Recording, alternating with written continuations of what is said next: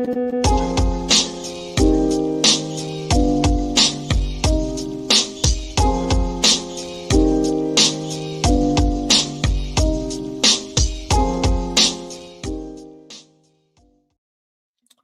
right, we are officially live, and let me check and see if we are live on all platforms. There's a lot of platforms, Hunley. I mean, these guys have problems with Rumble all the time, apparently. Apparently, well, it is live there today. Friday, couldn't go live with Rumble, couldn't connect to it. It is what it is. I did download and I uploaded the entire show. Oh, you did? To Rumble, including the locals bit on the end, so people, I guess, could get a tease on that. So the Friday show is on Rumble. It's been there since Saturday. Right on. Okay. I did put it there. I apologize for the delay, but it is what it is. Yeah, there was a point. I don't know if you saw Viva and Barnes, but they had like a 20-minute mute delay where Barnes had to go. When Barnes first came on, he was muted for like 20 minutes. He had to leave. They had to reboot. Oh, yeah. Matthew Ennis was working with them in the background. Yeah, the whole thing, they could not resolve it for a long time. Well, the reason I mention that is because people complain that we have technical difficulties.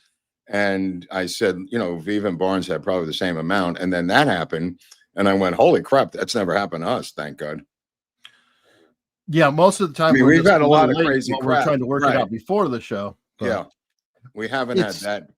We haven't had problems in a long time. Yeah, it's worse with them, though, because Barnes joins the show later. You and I start out together. So at least we can catch it and fight through early on. Right. Good point. But somebody said no opening.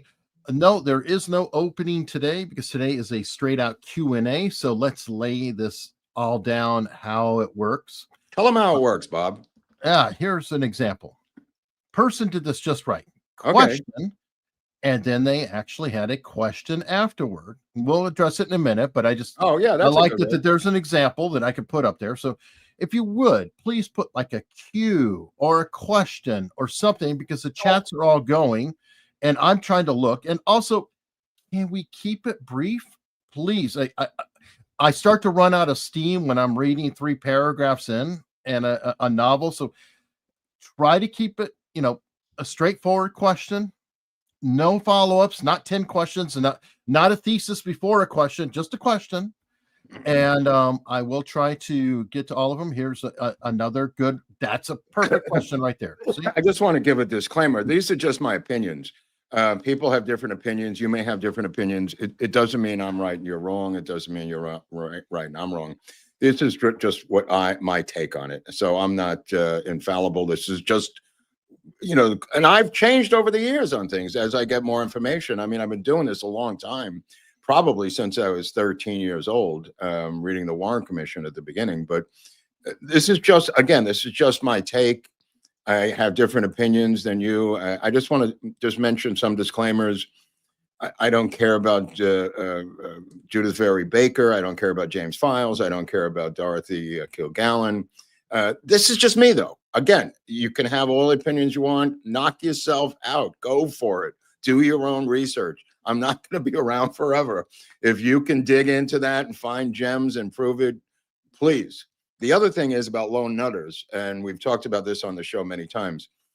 We don't really tolerate lone nutters. Not that it's a political position. In some cases, it is. It's simply because we don't have the time or the patience to go back 50 years and start over to convince the one person that we're 50 years ahead and doing research in the weeds that is so in the weeds that to go back and see someone who's a lone nutter is just laughable to us, and we don't have the patience or the time for it. More importantly, we look at it as a Holocaust denier, and I don't mean that in the same political or moral sense. Well, I'll throw another one. It's like a flat earther. We're probably not or the fake landing on the moon. Or it's someone saying, "Can you explain, how they landed on the moon?" While you're examining the moon rocks and way past that, if they're a fake moon landing person, it's the equivalent of that, right? Or the flat earth. That's another equivalent. The point is, we are so past that as a research community that we don't have the time, nor the predilection, nor the desire to start over for you because we're 50 years in on this thing, analyzing hair and fingerprints and bags and people's and all kinds of weird things. But we don't have time or the patience to go back and start over for your sake. I mean, there's maybe 1,000 books out there that person has not read. So what are we supposed to do in terms of inputting information into someone who has read one book, like Case Closed, and has drawn his conclusion from this one book, where myself and many others have read 550 books, or even more in my case. But it's just not a problem we're willing to tackle. We've always looked at this, Eric and I think, and Eric would agree, as a graduate level class on the Kennedy assassination. This is not for beginners. This is not the History Channel. This is so far advanced, and people, it's not for everybody. It's just, it's not for people who need an explanation on the origins of this stuff, because this is a different type of channel when it comes to JFK. This is stuff that we presume coming in. If you don't, you don't. I mean, there's nothing we could do about it. But we can't explain the invention of the wheel to you, because a lot of our followers are really, really advanced in following this genre. So with that being said, I just wanted to get that out there. All right, and I'm going to share this one, and this is not to pick on you, Helena. You've been very loyal and everything else. It's just that a question like this, we're not going to be talking about Gandhi or anything else. No. It's strictly JFK. Otherwise, it starts to get out of hand. Friday. So, Save it for Friday. Again, I'm not trying to pick on you. It's just there happened to be an example of it. All right, so I'm going to start off with the locals question, and I'm going to try to go to all three. So, be patient with me. I'm not going to be able to get everything, obviously. But Jim Penagus wants to know, wasn't there a British-made Infield rifle found on the rooftop of the Texas School Book Depository?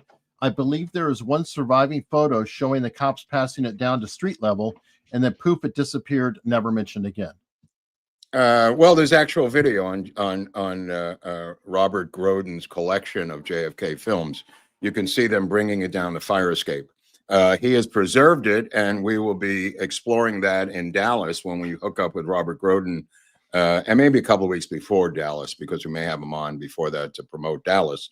But Grodin has the film of them finding the 303 British Enfield, again, bringing it down the fire escape, and then you see a group of cops standing around analyzing it. And there's a couple of still photos. In his book, there's still photos too. His latest right, but he also has the JFK Films DVD collection, which features footage by the local television station of it coming down the fire escape. That being said, Wesley Buell Wesley Frasier, of course, coincidentally had the same exact rifle as the one found on the roof, and was a frequent visitor to Dallas shooting ranges, and brought his rifle and had plenty of ammo in his closet when he was arrested at his house. With that 303 British Enfield. So there's a lot of coincidences, including obviously Frasier saying he ate lunch in the basement alone, which is bizarre. But that's a horse of another color. All right. Let's see. Go here. Gary Walterscheid, did JFK really order the printing of United States Treasury notes as an end run around the Federal Reserve? I don't know about that.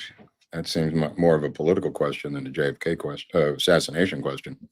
It is JFK, so I'm a person. No, I know, but I don't know what part of this. Maybe someone else knows the answer to that. I remember hearing something about it. I just don't have a definitive answer because I've been focusing on the assassination more than anything else. I know that the Treasury Department, after the assassination, reissued the credentials for the Secret Service.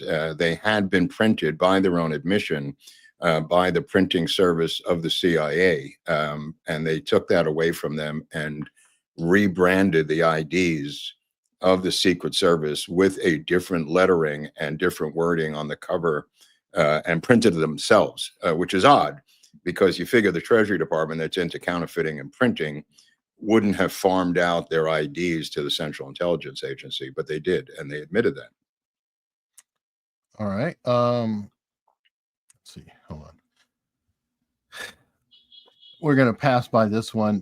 When did Dorothy Kilgallen and Jack Ruby first collaborate? Well, I don't know about collaborate, but she does go out and cover the trial, as did other people. I mean, it's not like she had a lone connection to the trial. I mean, she, again, like I've said before, she had a long time to publish what she felt was the information she gathered from Jack Ruby. She was trying to get a book deal, didn't get a book deal, which is bizarre. The only reason I could think she didn't get a book deal is there might not have been enough meat on that bone, because the idea of them turning down the book for her, although it could be political, I mean, they could have said, we're not going to give you a book deal. But keep in mind, I mean, Rush to Judgment was already out, and that was a huge bestseller on the New York Times bestseller list. Why somebody wouldn't want to publish somewhere this Jack Ruby stuff by Dorothy Kilgallen would be unusual, in my humble opinion. But again, people think that she was murdered shortly after the trial meeting with the people involved in the trial. It was a year and a half. I mean, this is one of these urban myths, and whether you believe she was murdered or not, I mean, my research says she had a drug and alcohol problem. I'm sorry to say that, but, she did go to rehab and did have a drug and alcohol problem, which is no moral assault on her, except that people do kill themselves who have drug and alcohol problems. That's true. By the way, that was a Rumble question. The new StreamYard setup does allow me to post or show some Rumble stuff too. Oh, wow. That's Oddly cool enough, though, not Rumble rants. So I'll still have to read those out. But yeah, I wonder why. I'll take what it is. Ray Nambosny, why no episode on Mary Pinchot Meyer? Ray, because I'm operating on my own schedule and not yours. How about that for an answer? Okay. I mean, there's really not enough there in general about her. I know you'd like there to be salacious stuff about her, but there's no diary available since Angleton went in and took it with the help of the editor, Ben Bradley of the Washington Post. But there's not enough meat on the bone. There's a book that's very sketchy, written by the son of a CIA station chief. And I know you love the book, but you have to wrap your mind around it, that a lot of these CIA books are bullshit. And so I don't know the answer to Mary Meyer's relationship. There's not enough there. And frankly, I don't trust that book, to be honest with you, simply because it's got CIA fingerprints on it. 100 Battles on Local said, I hear Dorothy is live streaming the P. Diddy trial this week. That's funny. Well, I watched Joe, what's his name, yesterday from the... Yeah, I'm sharing those out as he's coming. Yeah, I saw him yesterday watching it, and there was others, but I was watching Joe do the after action or... Yeah, whatever you want to call that. It was very interesting. Yeah, I'm trying to retweet those to help him get, some traction on it. It's very difficult because he can't watch it live. He has to go and he has to come out and talk about it. And there's so many street people out there. I was watching one from Law and Crime yesterday, and there were just homeless people jumping around, screaming in back of her the entire time. Oh. And it's downtown New York. I mean, it's just crazy people there. Daisy Cat 666 on Local said, what happened to the throat shot bullet? I don't think it ever exited. I think it was probably still in his body or roughed out of his throat when they were doing the tracheotomy. Clearly not found. But again, there's shrapnel, quote unquote, on the floor of the limousine when they get it back to DC. So, I don't know what happened to the one that went into his upper right back that only went in 1.5 inches. I used to think that was $399, but $399 is clearly manufactured, being shot into a water tank, because nothing could remove that little amount of material, having it fired, other than a tank.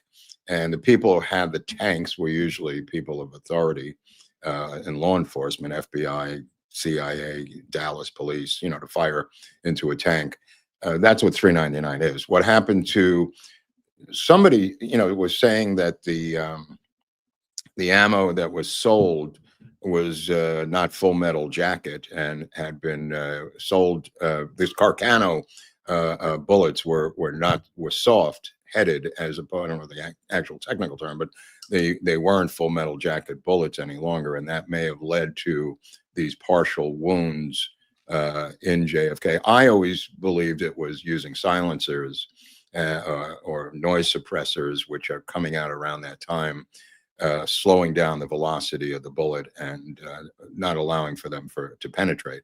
Because there's two bullets that don't penetrate, one in the throat and one in the back. Now either you got old ammo, or there's some debate about velocity slowdown, but these were early stages of noise suppressors, early stages of silencers back then. The Warbell models were just coming out and getting into the hands of intelligence people.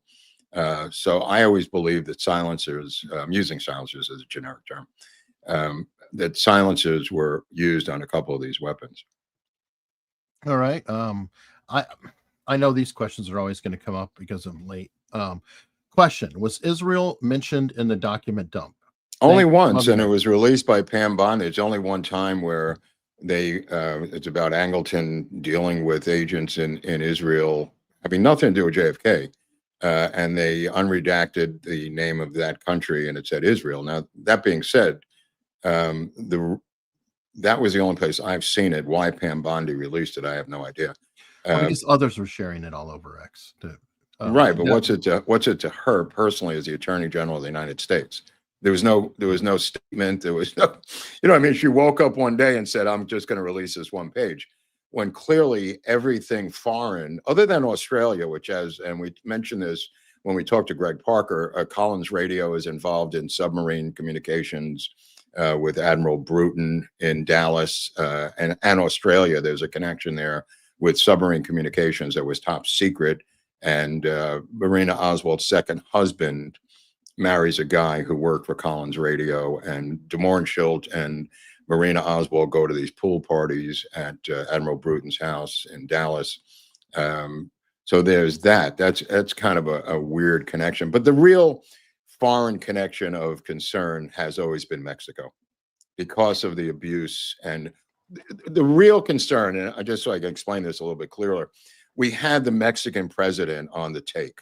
And I don't mean that corruption-wise. I mean, we wired every embassy in Mexico City.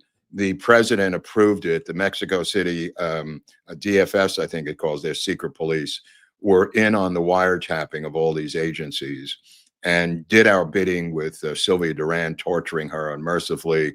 There's a lot of culpability as a state involving Mexico, which is embarrassing to Mexico being our sub-state down there, and us using them for all kinds of chicanery and all kinds of Cold War activity. Because like I said, Mexico City and Mexico in general was the Casablanca of the Cold War.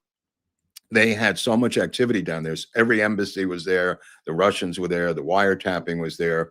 So a lot of the stuff left over is not about Israel. It's about Mexico City. And we had the state of the art. Every cent we poured into counterintelligence was in Mexico City.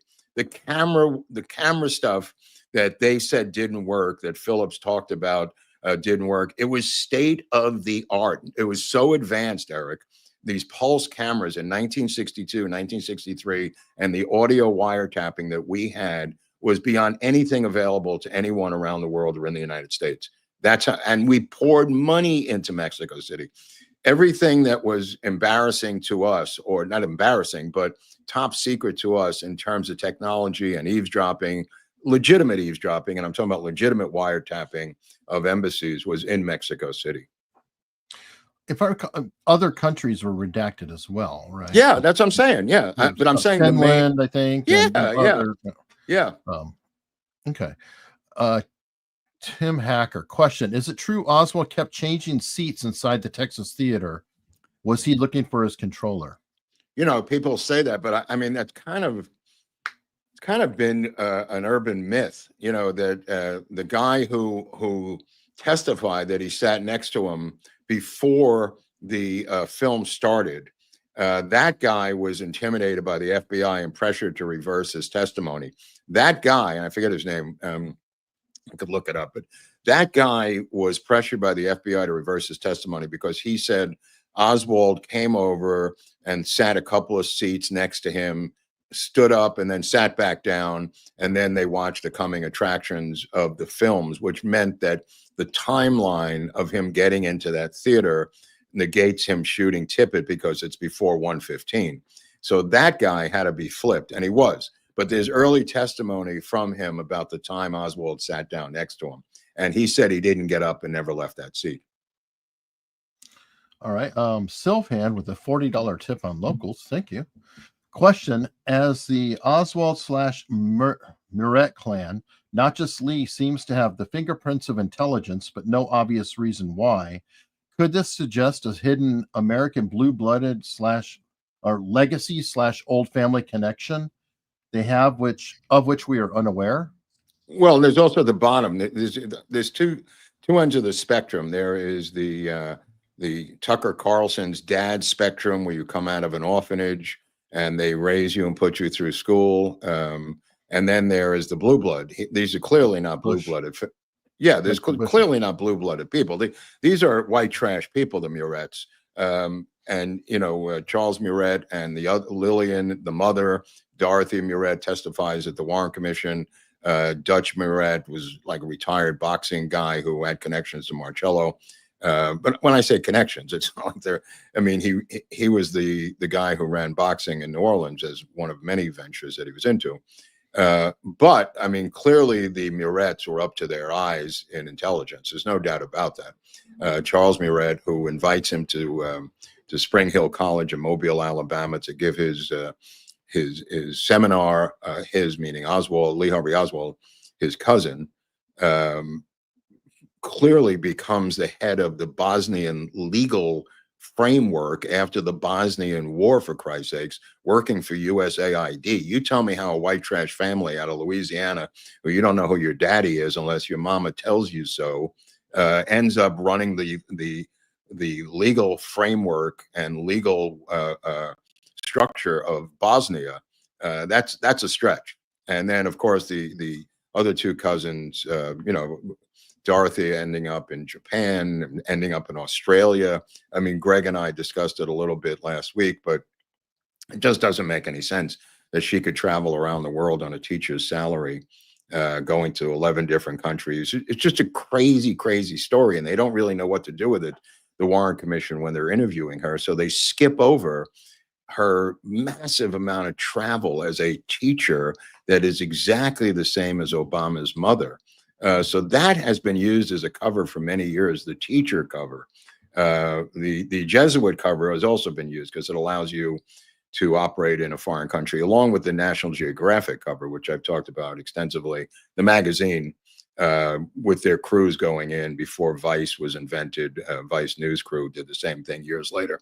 But originally it was National Geographic that was able to penetrate into various countries saying we're here to photograph giraffes, you know, or whatever, fill in the blank that National Geographic would photograph. But yeah, the Murets, fingerprints of intelligence all over them, and he is like another son. You know, I mean, you know, his family is spread out, but he's raised by Lillian for many years. Oswald, you know, as that's being Marguerite's sister, that is Lillian Muret. And then there's the John Pick stuff. He seems to be. That's a whole crazy different thing, right? Yeah, that's stuff that Greg Parker is working on. I'm very excited about to find out what he comes up with. But I had no idea about John Pick. I mean, that just threw me for a loop. All right. This is from Steve in London. Question: could Lee Harvey Oswald could have said nothing or spilled the beans about the whole thing? Instead, he just hinted, "I'm just a patsy." What's your thoughts about why he chose that middle road? I don't think it's a middle road at all. There is no middle road. If you listen to his statements and you read them from the second he's arrested on down the line, he is emphatically confident of not having any involvement in this entire thing. And I'm talking about the transcripts with the police in the theater, the transcripts with the news media in the police station, the transcripts with his brother Robert, the transcripts with his mother, the transcripts with his wife. There is not 1 inch or 1 iota that he ever buckles and gives a hint of anything other than confidence that this will be taken care of when he gets his lawyer, who he wanted, which was John Apt out of New York, who was the head of the ACLU. He felt, and if you listen to his statement, and they voice tested it, they've done testing on his voice from the recordings. There's a book by George O'Toole, I think, called the Oswald tapes. If anybody wants to take a look at that, that he is emphatically honest and emphatically confident in having nothing to do with this. A limited hangout in the 90s began to spin out of the CIA saying he did not act alone, but he worked with others. And they started to do this limited hangout where they said Oswald was among a group of conspirators. He did not act alone. The point of the matter is, almost all legitimate JFK researchers believe he had nothing to do with any of this and was a patsy, full stop. And I mean, nitrate test on his hands, the paper bag that somehow is brought out of the gigantic paper bag, Eric, which is like the size of a man, is somehow brought out of the Texas School Book Depository. And even Frasier, who said, I can't go that far, saying he had a bag the size of curtain rods. And of course, Frasier's mother, who said it was the size of a lunch bag, you know, this big, that went into his jacket pocket. How that 6-foot bag ever got into the building was something the Warren Commission never explained. Have you ever seen video games? What is that? Video games. It's like literally an adventure video games of magical bags that can hold everything that you can imagine. I mean, treasure and the rest. Right. I mean, and not only that, the weapon, which they obviously smuggled, this Mannlicher Carcano, which they put into the building, is so buried and it's so hidden that he would have had to spend 10 minutes just hiding the rifle, for Christ's sakes, let alone bringing it in there, which becomes a very difficult problem since, you know, Lenny Mae Randall and Buell Wesley Frazier's mother tells the FBI that he had nothing in his hands other than his lunch bag that went into his jacket pocket. So that's a difficult sell, including the guy who is the loading dock worker, the assistant manager of the building, who opens the gate in the morning for them to come in. They didn't have a time clock, by the way. I should point that out. They were allowed to come and go based on them being visually seen. And when he was visually seen getting out of Frazier's car in the morning to go into the back of the building through the loading dock, he had nothing in his hands, no curtain rods, no 17-foot bag, nothing. So they have a problem getting the gun in the building. Let me put it that way. All right. Let me see here. Mark Hewitt. Do you think that Lillian Zapruder was the Babushka lady? Was she there to give a warning to her husband and the assassans? Why did Does this seem like 5 questions to you, or what? I know. Who's put her hands over Zapruder's ear, blown up. Anyway, let's just go with the first one. I don't know what is Lillian Zapruder, the Babushka lady. First of all, who cares about the Babushka lady? Number 2, who cares about Lillian Zapruder? Let me ask you that. Like, what is this obsession with this so-called Babushka lady?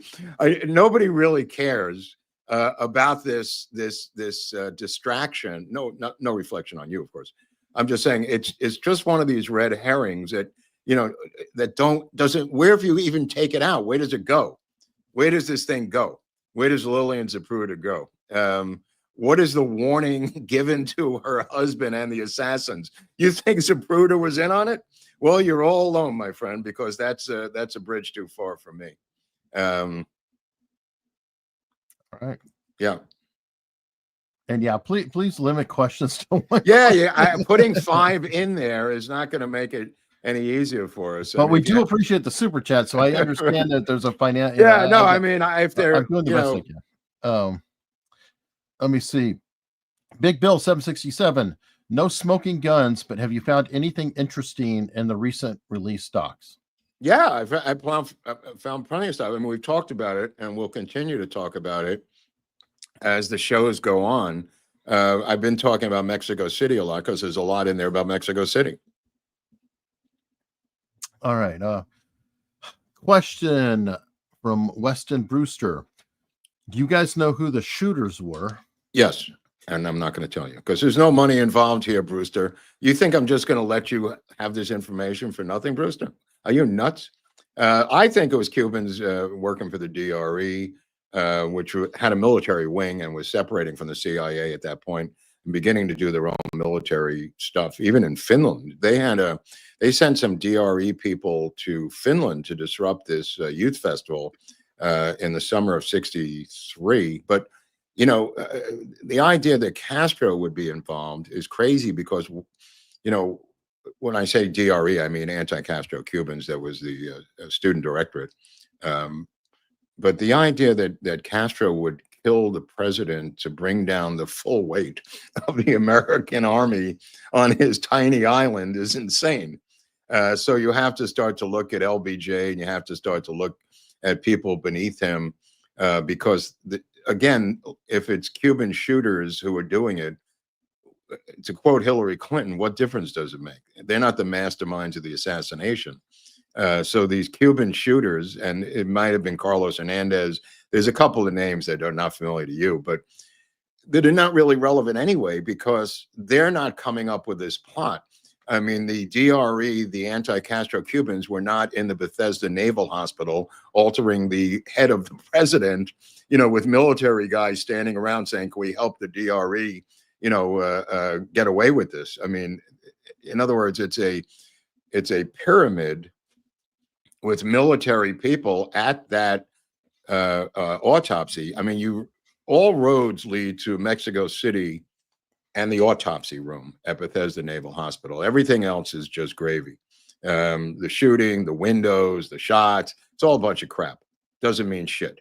The real plot can be revealed in Mexico City and in the Bethesda Naval Hospital autopsy, as I say, of the autopsy, the fake autopsy, because in there, it shows you things that are not there. It shows you that it can't be the mafia because the mafia is not controlling the autopsy. It can't be just Cuban shooters because why are they framing Lee Harvey Oswald, the CIA, on September 28th and 29th in Mexico City? The Cubans have nothing to do with that. So in other words, these other flashpoints, and in the book Chokeholds, there's some mention of these things that make it more important, imperative to look at these two areas of the assassination as opposed to who was standing in a window, or was it a false flag? You know, they clearly were setting up Oswald to be a patsy, which is what he says. You know, was he a communist? You know, was he a Marxist? Was he a capitalist? I don't think we're ever going to get the real answer to that because, first of all, he turned his back on the Soviet Union. He didn't like their style of government. He speaks about it at Spring Hill College, and says, you know, he's thinking of a plan, the Athenian paper that he wrote about combining the best elements of capitalism and the best elements of socialism into one type of government. This guy is 22, 23 years old without a college education. He barely, you know, got out of high school. You know, and so to pin down his political ideology is rather difficult because he may not have had a fully formed political sense yet, Eric. Well, I think for sure he definitely was intelligence of some kind and had at least the knowledge to know he was a patsy. Just using the term patsy, was just kind of implying knowledge. Right. Like, oh shit, I'm being set up here. Right, but he's consistent. He's consistent. If you read all of them together. There's a book called The Oswald Puzzle that Larry Hancock wrote that's just about Oswald that I highly recommend. And I think it's about 2000. It looks like it's about 2015 or a couple of years later. But yeah, it's pretty recent. And in there, he talks about at one point in the book, he lists all the statements made by Oswald post arrest to show you his consistency. And how confident he is, like that he didn't do it. You know what I mean? He's not freaking out. He's not melting down. He's not crying. He's asking his brother he asks Marina to get June a new pair of shoes. He says to his brother, Robert, how do you like my new baby? Who the fuck's going to say this? You know, you just killed the president of the United States. It's crazy. I mean, the things that he says indicates a lot of truth in where he's coming from. Of course, that's being used against him too, to say that he's so cold-blooded. I'm sure. Now, I'm sure that the oppositors say, "Oh, look, he was so cold-blooded that he doesn't even care. He's worrying about the Jews and da da da." So I can right. I mean, imagine he would be the only assassin with a wife and 2 kids. Let me put it that way. You know, with a new baby on the way, and he's talking with Robert that he wanted a boy instead of a girl, but I love her anyway, because that's what political assassins do. You know, he could easily have said, "Yeah, I did it. I'm a Marxist. Fuck you. I want to get to Cuba and be with, you know, Fidel." I mean, that would fit their model. But to their discredit, the Warren Commission never came up with a motive, Eric. The one thing that was missing was motive, because he only made positive statements about JFK. By the way, the Oswald's puzzle came out January this year. Oh, okay. Maybe I'm thinking of the Trigger. There's another one he has, which came out, Trigger Effect, I think it's called. Yeah. So I mean, it's the puzzle's really good. Really good. Yeah. And that maybe leads into the next question. I don't know if it is or not, but question: what is the best book Mark recommends on Lee Harvey Oswald? Well, this one or the one by Greg Parker is about 10 years old. So you know, that being said, Hancock's book is newer. But for conspiratorial stuff, the Greg Parker book, which we covered last week, is kind of the best book of weird stuff about Oswald that I've never known.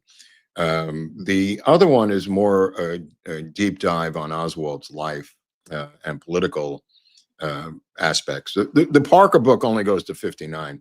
The other book goes later. So if that makes any sense. Well, one good thing about Oswald's puzzle, though, for folks, it's an audiobook. So if you're looking for an audiobook instead of a normal book, you can get this one in audiobook format. A lot of the JFK books are not audio as well. So that could be a factor.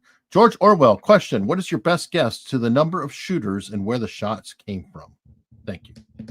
The overpass, the picket fence, and the Dow Tex building. And the fourth place for me would be the roof of the Texas School Book Depository, as I've said, straight down into Connolly's back and out the lower portion of his chest. I mean, that angle, I talked about it with Grodin, I think, when he was on the show, that angle of Connolly, who's clearly shot by a separate man, seems to go into his back and then out the lower portion of his chest, and then into his left leg, and then through his wrist, and then into his left thigh.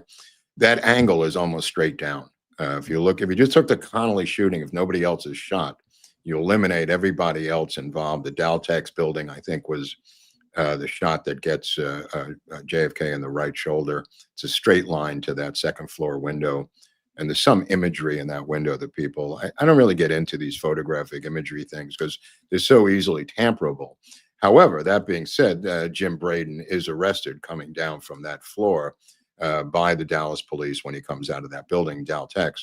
And I think he was a lookout for the shooter that was in, there was a window in that broom closet that opened up right into the fire escape. And that was a flat shot that I think went into his right shoulder. But the shot into Connolly is the one that I've always loved because, and I mean loved in terms of mystery, because it seems to go straight down. If you took away everything else and just had Connolly in a car by himself and you analyze which no one ever does, and I've said this to everybody in the assassination for years, where does a shot from Connolly come from if it's not the magic bullet? And nobody's ever thought about it. And you talked to Jim DiEugenio about it. Yeah, no, I've talked to everybody about it. No, but I mean in our interviews. So like when you interviewed yeah. Okay, DiEugenio, you talked about that. The people want to follow up. Oh, okay. All right. Well, I know I've talked to everyone. But the point of the matter is that angle of that shot is almost straight down. And I think that was from the roof of the building where they found that 303 British Enfield. And I think that was what that rifle was about. Who shot it? Who was up there? Could it have been Frasier? Frasier says he was in the eating in the basement for some reason that nobody understands. What the hell was that? Anyway, so yeah, I mean that shot to Connolly has never been explained, Eric, and I think that you'd have to look at that as a separate incident with a separate gun by itself.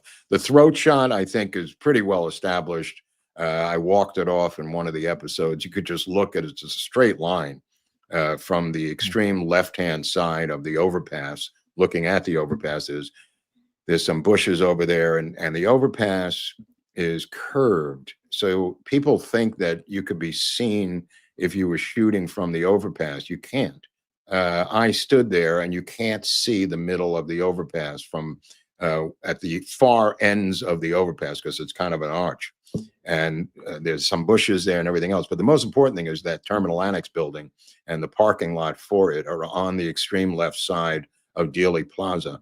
And that building was filled with so many different government agencies, legitimate government agencies, and no one's ever looked at what was going on in there. The postal inspectors were in there, all these different government agencies in that building that's 2 feet away from the assassination. You know, literally there's a parking lot that nobody looks at because they look at the parking lot on the other side of the picket fence, but there's a parking lot on the left-hand side of Dealey Plaza there, on the other side of the overpass next to where they park for the Terminal Annex building, which would be a great place for someone shooting into his throat to have a getaway car, or even go in the building, Eric. Even just walk into that building. All right. Well, in line with the throat shot, Nitty Gritty wants to know, question from locals. Was there an invoice for the replacement of the limousine windshield after JFK shooting? If so, was there a record of what department paid for it? I don't know about paying for it, but there's testimony in numerous documentaries of the people who work there who witnessed the limousine coming in, that the windshield was destroyed. And there's people who've testified on film as to the travels of that limousine. Okay. Also in locals, Brown Derby. Question for Mark. Where can we find the FBI testimony of Buell's mother, Essie May, about Oswald having a small apple and cheese sandwich bag? Thanks. Yeah, it's in the FBI stuff in the Warren Commission report. It's I don't know, I can't quote the exact page, but it's in the FBI section of the Warren Commission report. Okay. That narrows it down quite a bit. So I'm sure the Brown Derby can dig that out. Scott Crowley. What do you think about Dr. Brown's book, The People versus Lee Harvey Oswald? He was a teacher of mine. Oh, you're talking about Walt Brown? Walt Brown, yeah. I think yeah, I don't know that much about that book, but I know that Walt Brown has some good work out Judith there. Very Baker. Yeah, he did a book on Judith Very Baker that I like, and I presume you're talking about Walt Brown out of New Jersey. Yeah, I mean, it would be great to have a yeah. This book is well worth it. And then he also did the quiz. Oh yeah. Yeah, Brown's the real thing. Yeah, he's old school, right? Yeah, I don't know if he's alive, but some of these guys dying, you don't even know about it. Yeah, well, like Phil Nelson, we managed to get an interview in, fortunately. Robert Marin. Was the guy with a walkie-talkie sitting next to the umbrella man after shooting on the grassy knoll ever identified? Yeah, they both were, and I think it's a photographic optical illusion that the umbrella man's not. The walkie-talkie guy is sitting there. You know, from my point of view, I never put much stock into it. The umbrella man claims that he was opening it up as a protest. I tend to agree with that, even though, I mean, the umbrella protest was used in in England to protest various things in London, political things. So it's not bizarre. I mean, to protest JFK with an opening of an umbrella, there is a precedent for it. Let me put it that way. All right. And he did testify before the House Assassinations Committee and brought in the umbrella, I think. Oh, well, that helps. Yeah. Dustin Russell, question. In what ways did Garrison's investigation into Shaw and the alleged New Orleans conspiracy contribute to alternative theories about the assassination, and what were the outcomes of his legal pursuits?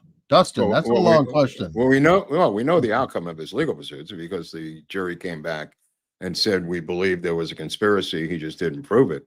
But of course, his investigation was riddled by the CIA and what was the first part of that? I'm sorry. I was taking the second part. The Clay Shaw trial. Yeah.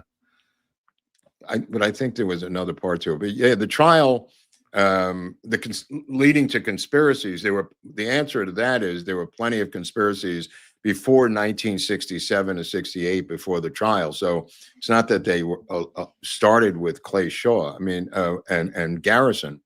There were plenty of books out, by people who Sylvia Meagher and Mark Lane and others. Although Mark Lane claims not to be a conspiracist, and separates himself from some of the other more extreme conspiracy people, but there were many conspiracies before the Garrison trial even got launched. All right. Let's see here. Got some Ruman Koch. Question: was Tippett at the Glaco to take Oswald to the Texas theater somewhere else, or to silence him? I don't think it has anything to do with any of those. I think he was shot to death. He was shot to death in his car on a beat that was his, and the people in those homes knew Tippett because that was his beat. In other words, Tippett was where he was because he was supposed to be where Tippett is. That was his route. He is supposed to be there because that's where he works, technically. As for the witnesses, no one was able to identify him as being the shooter of Tippett. In fact, everyone else has a different opinion, including two men who look like Oswald and Laverne Crawford. Nobody IDs it except Helen Markham, who's completely batshit crazy. Everyone else has no connection to Lee Harvey Oswald and Tippett. All right. Super chat from George McCabe. Thank you. Mary S. is a new member. Thank you. It's kind of interesting because the framing of him, Oswald's obviously in the theater before Tippett's even killed. But the fact that they have a phony wallet, that Westbrook throws down this phony wallet, and as we discussed last week, the phony jacket belonging to Oswald, you can't do that on the fly. You could throw down a throwdown gun, as they say, have it with you ahead of time. Have a shooting. But how do you have a guy's fucking wallet with ID in it? You know what I mean? It doesn't. In other words, it's indicative of the frame. And I've said many times, the frame is explained by the speed of the frame. And what I mean is the frame up, how fast they do it is indicative of how well planned it is. If you wanted to do this later on, a week later or days later, it would make more logical sense, Eric. But to have that wallet found there at the scene of the Tippett murder and then have Oswald with his own wallet on him, again, this is item number 7 million that explains the thing as a frame up. You just can't get away from it. Well, look at the modern examples of crooks, how they're still trying to find stuff out about them. Yeah. Whereas Oswald's like they had an encyclopedia of knowledge. All laid out. But modern example, it's like, who is this guy? What is this guy? Well, and they're still kind of digging and they can't find anything. Well, I mean, but what I'm saying is the two wallets, which they show one on I think it's WDSU or one FAA, one of the local stations. There's the hand with the wallet, and they show the ID. He can't have a wallet in his pocket when he's arrested. That's another wallet. I'm sorry. There's so many ways they trip themselves up. Here's a good-looking wallet. I don't know if this was another channel there in the corner, but News 8, ABC, whatever it is. I don't know. Right. Well, that's them rebroadcasting it, but I think back in the day it was a different FAA or DSU, one or the other. But the reality of it is, Westbrook is involved in this because, again, nobody can identify who found the jacket. The jacket is in Oswald's jacket, and yet these things are left to linger in space and time. They find Oswald's jacket a week later. Where is it? It's on the windowsill at the Texas School Book Depository where he left it, tucked onto the windowsill. That's troublesome. So what they do is they bury this stuff in the Warren Commission report. But that's what investigators have, citizen investigators have found over the years, things like this.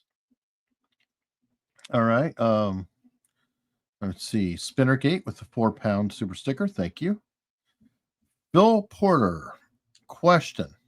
What are your thoughts on James Manning and his book, Patriotism Unhinged? He names a shooter with a silenced rifle. I don't know who James Manning is, and I've never heard of the book Patriotism Unhinged, so I really don't have an answer to that. All right. Depot Scott Magic 1, I guess, or Depot Scott Magic. Do you believe Kerry Thornley was involved in the plot/cover? I think Thornley was a disinformation agent running around New Orleans, and was one of many, disinformation agents. All right. Good question on this. Jim Maxwell, does the Grodin Film Collection include the Oswald wallet discussion at Tippet murder site? And there's a lot of newsreel footage. I don't remember if it's exactly there. All right. And okay, Mike Schaefer, $10. No question, but great episode. Thank you. Schaefer. Thank you very much. Pamela Clifton. Happy Tuesday, guys. I still enjoy JFK information. This will be a great episode. Thank you very much, Pamela. We got €5 from Mary S. Thank you. Phil Porter again. Are you familiar with the book Regicide? Is it available? Yeah, it's a kind of a legible book. I mean, I know the book. It doesn't really ring true to me. These are obscure books that have been like really discredited. I know Regicide has. All right. Steve from London. Quick extra question. Do you think Lee Harvey Oswald plus lawyer would just prove he was innocent or spill the beans on the whole multi-agency conspiracy? Oh, yeah. No, I don't know about spilling the beans, but he clearly, if he had a lawyer, which they were preventing him from having after 18 hours of interrogation, he at least would have been able to prove his own innocence. That seems like a no-brainer. Well, I think that's why he had to die. I mean, honestly, if he went to trial, then there would be full investigation. Everything would have to be produced in court, etc. He couldn't even get to that press conference. He had to die on Sunday because the press conference, the full-scale press conference that the Dallas police had promised was scheduled for Monday morning at 9 a.m. And he could not survive that weekend. There's a ticking clock, and the ticking clock is really that press conference, because the world press had complained so vehemently to the Dallas police authorities of the lack of access to Oswald that Fritz and the Dallas police promised a full-scale Curry promised a full-scale press conference on Monday morning, and he could not be allowed to have a full-scale press conference on Monday morning because he would have professed his innocence, just like he did in the snippets that I mentioned, and answered any questions that they threw at him. And I think that would have shaped the narrative savagely in the opposite direction, Eric. Yeah, I think so. Tommy Guy, how do you view the irony of Officer Tippett being a doppelganger to JFK, and when he was shot in the head after he was down, as seen by a witness? First of all, he didn't look anything like JFK. They called him Elvis, by the way, because he looked like Elvis simply because of his hairdo that was slicked back.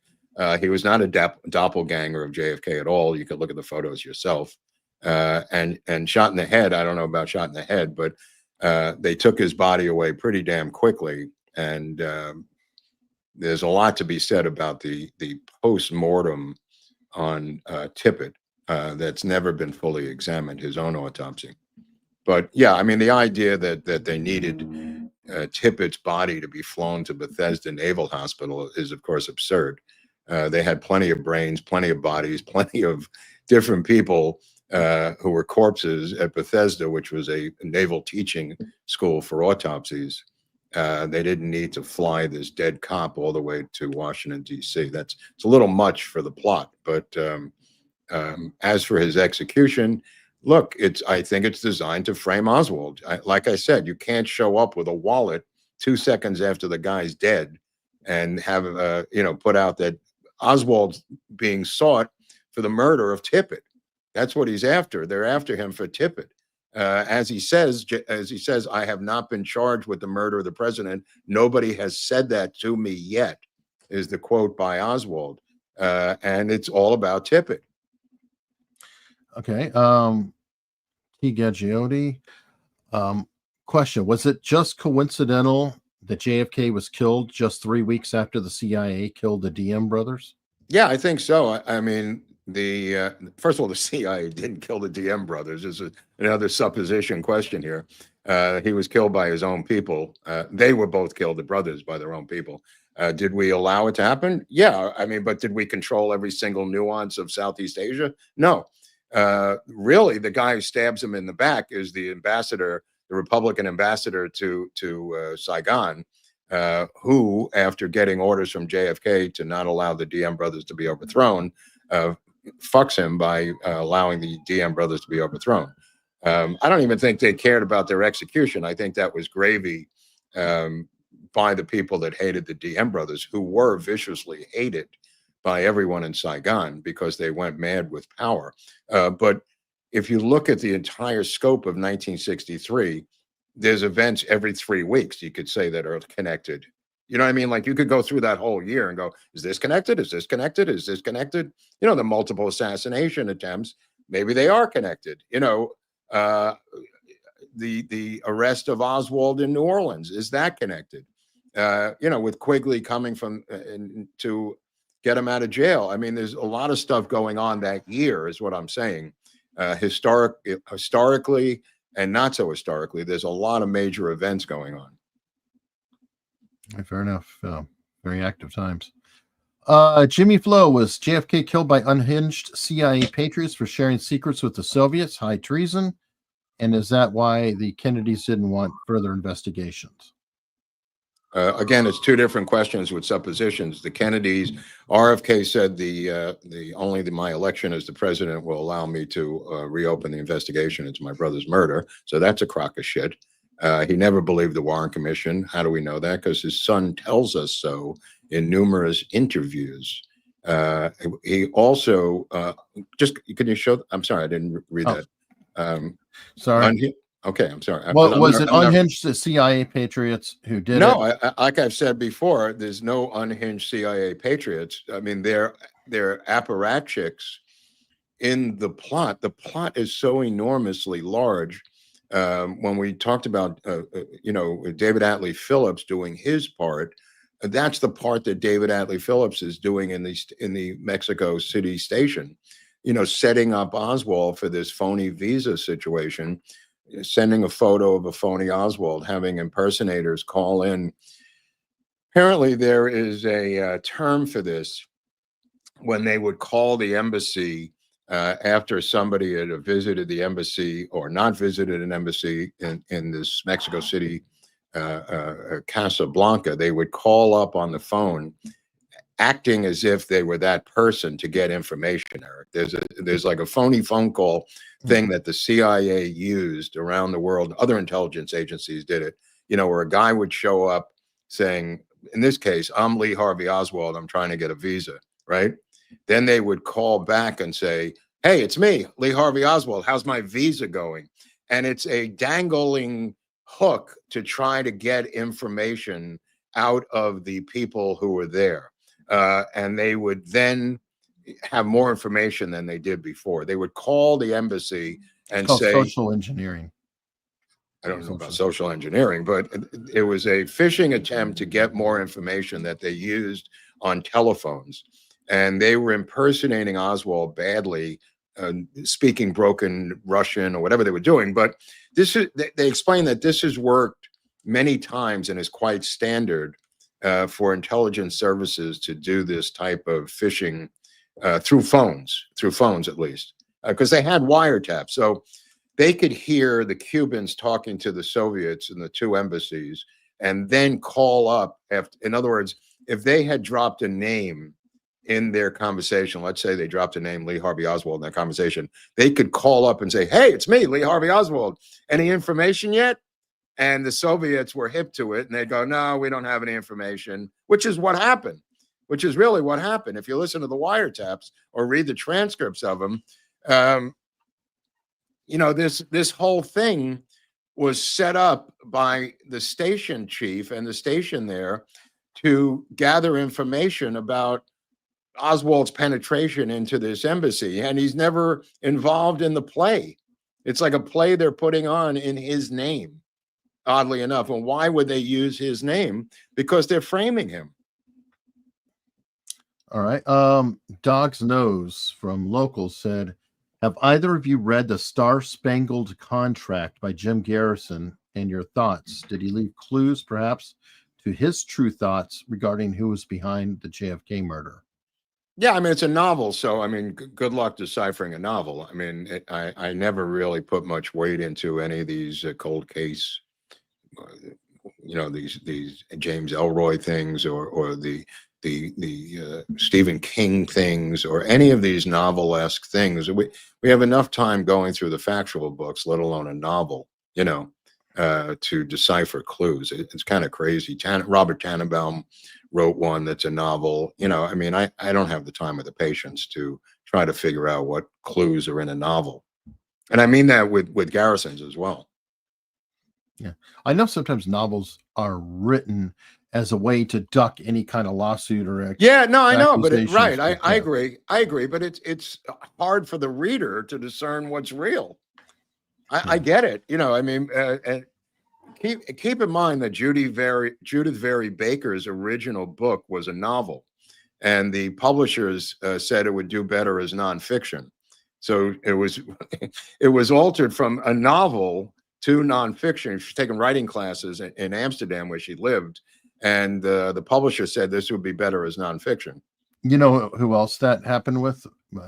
Very famously, the book Million Little Pieces. I think his name is James Fry. Yeah.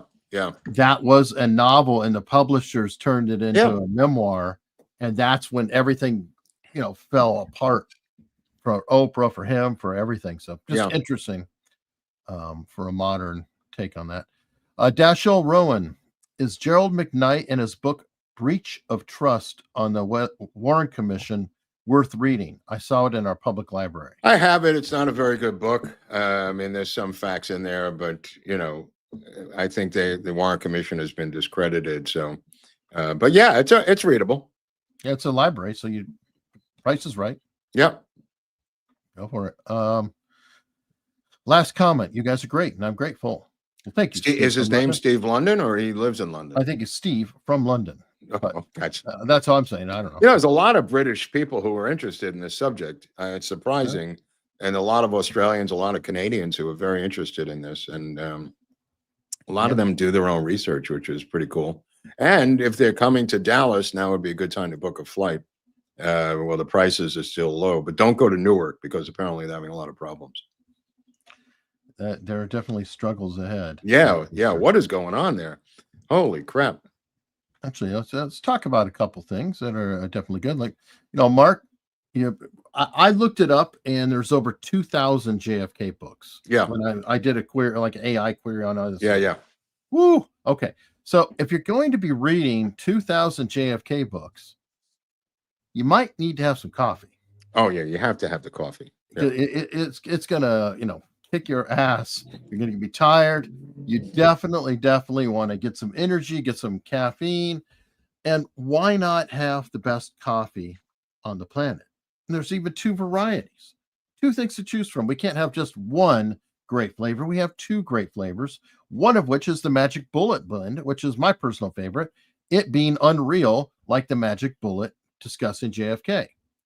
So you guys might want to check that out. I'd recommend, if you really do like it and you want to stock up, if you order 4, you get free shipping. Nowadays, that actually is a big deal, because it costs a fortune to ship things. I had to pay, what was it, up to $15 for shipping a coin different places. It's ridiculous. But you can scan the screen right there with that QR code. That will take you to get the coffee. There's also links in the description. Or if you're listening, just remember americasuntoldstories.com/coffee. and it'll take you there. All these are great ways that you can find out about that. Well, it's funny, the magic bullet coffee. I mean, if you talk about pre-preparation, the fact that they had that bullet ready to go shows you the amount of work they put into this, because that bullet was shot into a tank.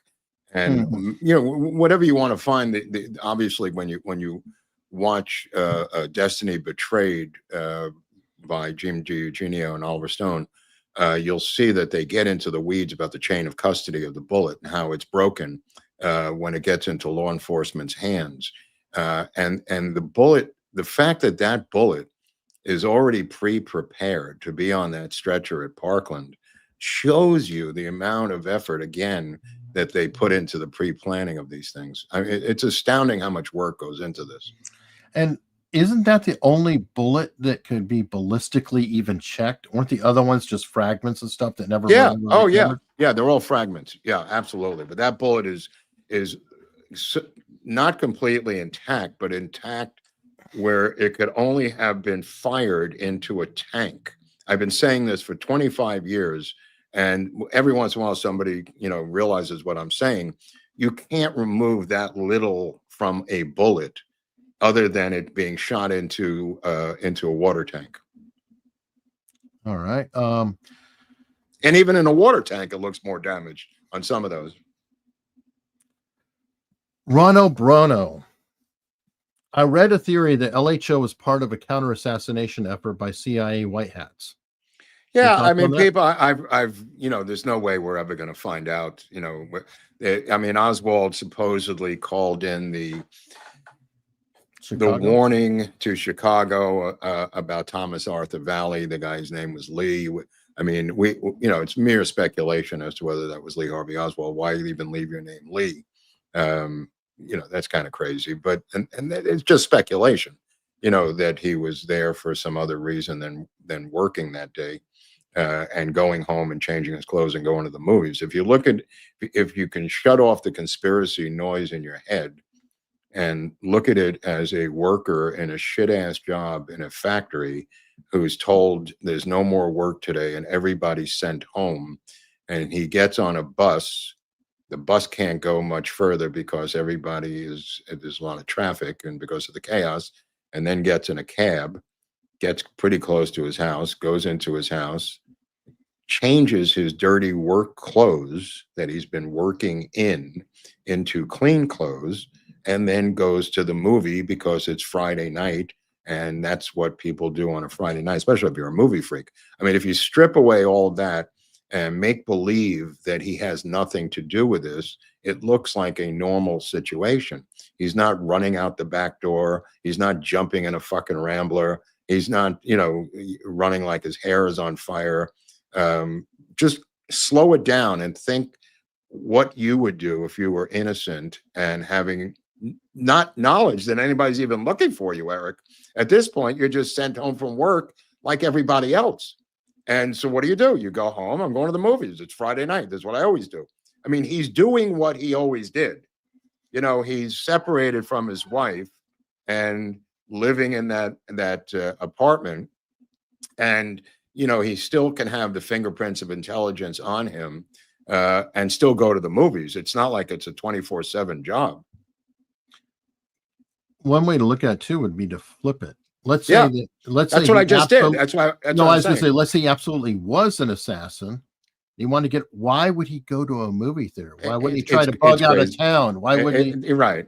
I know. There's a lot of other options. I know. I agree. So, George McCabe, why did Oswald get dropped off a few blocks from his apartment, then subsequent police car sounding horn? Thanks. It's two separate things. I think he got dropped.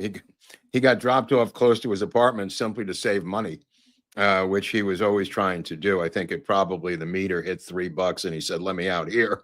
I mean, it's pretty close to his apartment. You know what I mean? I think it's something to do with that. He tries to take the bus first. The bus can only go so far. And then he politely gives up the cab to an older woman who he opens the door for. And he's the one who's next up at the cab stand, and the cab driver's named Wally, the same as Frank Wally. The cab driver said he gave up the cab and he gave it to this old lady, opened the door and let her go in. Doesn't sound like John Wilkes Booth. No, not exactly on the run here. Right. He's not really on the run, giving up his escape vehicle to some old lady. Yeah. JG 1982. I don't quite understand this. Wasn't Limo a 4-seater? In museum, it's 4-seater. It's got 2 jump seats. It's not a 4-seater. It's a jump seat that folds down, bro. That you could sit in the back of the limo.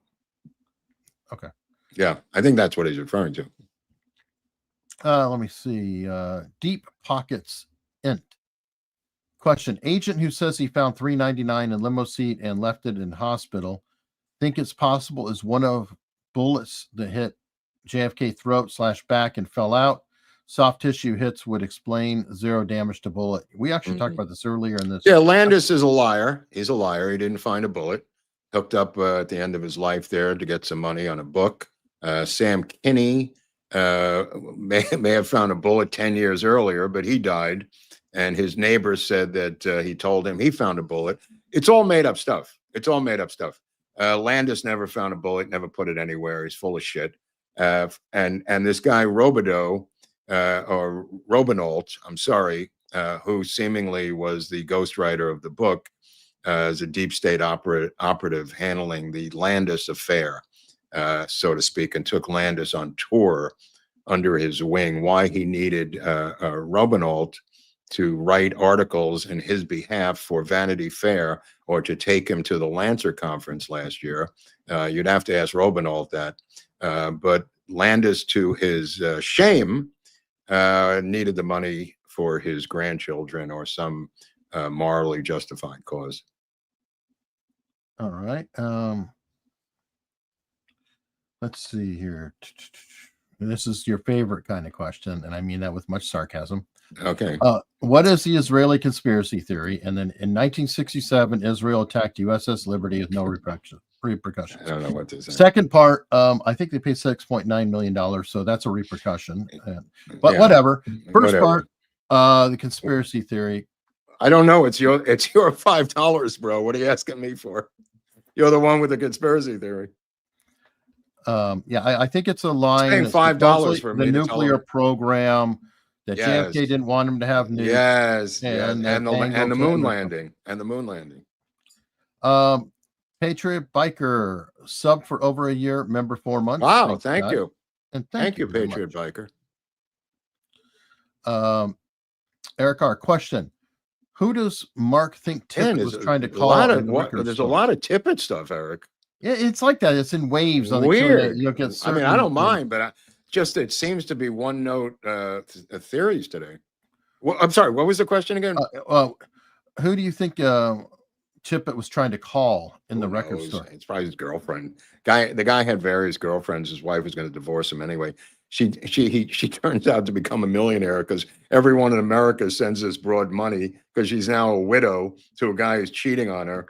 And he's also, he frequented the Carousel Club and strip clubs and everything else that Tippet was probably into. Knew Jack Ruby. Yeah, I mean, Tippet is so sketchy that it's ironic that his wife ends up getting all that money. Put it that way.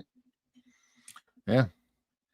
It's terrible. It might be your best day for her ever. No. The greatest day of her life. It's like a divorce settlement. Right. It's one of these like give, send, goes where, somebody is killed who's related to you and you never even seen them for 20 years. And you go, oh my God, my grief over the death of George Floyd. I was his long lost uncle. Send me money. George Orwell, adding my voice to the others to say this is a great episode. Thank you both. Well, thank you, George. And that's very generous of you. And let's talk just a brief minute. And we mentioned it earlier, but we will be in Dallas. Oh, right. At the JFK Lancer Conference in November. And it's a great opportunity if you guys wanted to come meet us in person. Not only us, though, but a bunch of other people. And let's say you don't want to travel. Let's say you're worried about air traffic, everything else. There's also virtual tickets. Oh, so all of this will also be available through a virtual ticket to where you can watch it later for, obviously a very much reduced price. So you can come in person, hang out with us, get the meals, get everything else, or you can always get a virtual ticket as well. Please, folks who have already ordered and use the Untold 10, that's how you get your discount on this, is Untold 10. Untold 10. 10% off. And it's important to use the Untold 10, not only to save yourself money, but it helps make sure that we get credited with whomever's there. And we're trying to, take over the place. 2 years ago, we vastly outnumbered everybody else. It was like America's Untold Stories descended on the conference, and that's what we would like to do again. But if you did use the code or you had problems with the code, there was a technical issue, please notify them on the site. And again, there's a link in the description, assassinationconference.com. And I believe there's a contact or email link there. Please let them know, hey, I tried to use the code. It didn't work. If you did, and hope to see you there. I enjoyed it a lot last time, and I think it's going to be really cool this time. Yeah, it's going to be fun. And there's like a banquet dinner they have with everyone, right? And yes. Everybody shows up with their different theories and smushes them together and debates and kibitzes, and it's fun for the whole family. I think it's PG rated. Yep, only one shooting in no, two, I guess. Wow, what is this? I'm looking through my files. Look what I found here. It's a script to I Led 3 Lives. Oh, wow. By Herbert A. Philbrick, which was Oswald's favorite television show. It's not a script, it's actually an article about Philbrick. He never missed an episode, Oswald, as a kid. And the book is great. I have a mint copy of the book, I Led 3 Lives, and it's a true story about a guy who infiltrates American communist circles in the United States and becomes an FBI informant on his own to out these communists, and puts his life in danger. Becomes a TV show, I Led 3 Lives, starring Herbert Philbrick, where they went into different portions of the book as episodes. Fantastic. Oswald was, even at the age of 11, his brother said he was, a huge fan of the show. Never missed an episode, Eric. Which could be the reason he might have gotten involved with O&I or something. No, I think so. Grew up like, little boys wanted cowboys and Indians, or spies and cops, He said him and his friends used to play spy on the New Orleans waterfront. They would play spy games. I mean, you're looking at think about the climate of the time. The Cold War, yeah. Carl Burkhalter. Mike Maroon flew back from Guatemala with Marcello and Ferry. His bossier office was in the town and county at Barksdale Air Force Base, where the B-52s were. LeMay and Maroon were tight. Is that a question or? Well, it's a super chat, and I thank you. Oh, I don't know if it's a question. I don't know who Mike it's Maroon a statement. Is. Yeah, I don't know what his bossier office was in the town and country at Barksdale. There were B-52s there, and LeMay was there at one point. LeMay was tight with Maroon, whoever Maroon was, flew back from Guatemala. I don't know, why would he have been in Guatemala? Ferry goes down to get Marcello, who is almost killed in Guatemala because he's in a suit in the jungle. I don't know how Marcello got back from Guatemala. I don't know why there would be someone else on that plane, because it's a kind of a rescue mission to get Marcello. And Ferry worked for Marcello as a pilot and doing other things as an investigator. I mean, he was at the Marcello trial, actually. But that being said, the guy who sends Marcello to Guatemala is RFK. He signs the deportation order. Ironic, because Trump is deporting everyone. They deported Marcello to the Guatemalan jungle when I guess he should have been deported to Italy. But to fuck with him, they literally dropped him with alligator shoes and a seersucker suit in the that middle was of RFK that did that, right? That's what I just said. Yeah. Oh, I'm sorry. Okay. Sorry. Yeah, that's what I said. RFK is the Attorney General. Deposits Carlos Marcello in the Guatemalan jungle as a deportation device, not unlike this guy going to El Salvador, Garcia. It's very similar. Well, and according to Barnes, the country that he was supposed to not go to was actually Guatemala and not El Salvador. Weird. I heard that. Yeah. All right. I don't know who Mike Maroon is, so I can't really comment. Yeah, it's kind of a confusing question. JS, what foreign countries do you feel were truly involved? Thank you again for your show. I don't think any of them were truly involved. The point of the matter is we had ongoing operations having nothing to do with this assassination in these countries that are quote unquote involved. Like Australia is not involved, but because Collins Radio is operating out of Australia and is involved in submarine communications, those portions of the documents are redacted. There's no other countries involved. We didn't need foreign countries to be involved in this particular thing. What we're covering up is our involvement with these foreign countries regarding tangential things around it. All right. Raul Pacina, will you guys ever release a book regarding all the information you've accumulated? I know Mark knows how to write. Thanks. Well, that's debatable, Raul. Let me tell you something. I don't know how to write. And this is our book here. This is the new modern book because a lot of it is visual and a lot of it involves photographs that we put up and things of that nature. This is much easier than and reaches a broader audience. I mean, we've probably reached 10 million people who have viewed overall the different JFK videos that we've made. No book could reach the amount of people that we've been reaching through this. Yeah, unless it's a miraculous one. Yeah, I mean, this is more easily digestible. I mean, we set it up as episodes. Like if you look at David Atlee Phillips, and the 2 episodes on 2 or 3 on Hunt. 3 on Hunt. I mean, I mean, how do you do that in a book? I mean, that would just be a book on Hunt. We've got so many books here that I think this is, first of all, it's free.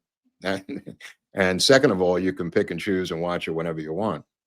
And just to consider this, everyone, a book that sells 10,000 copies is extremely successful. Yeah. Oh, yeah.